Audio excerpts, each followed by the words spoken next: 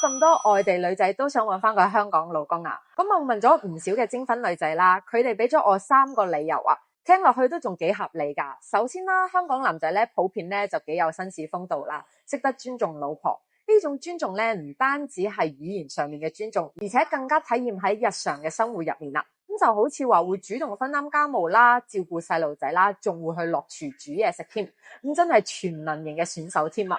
咁其次咧就係香港男仔咧實事求是，唔會眼高手低，更加咧唔會隨便去畫大餅啊！佢哋更加注重實際嘅行動，唔會係空談咁嘅未來，令到女仔咧覺得好有安全感。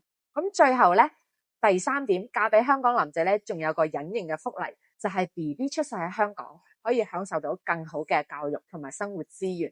呢一點咧對於好多家庭嚟講，其實吸引力好大噶。你哋覺得呢啲理由企唔企得住腳先？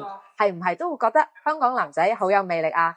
歡迎喺評論區度同我講下你嘅睇法。私信 CC 早日脫單。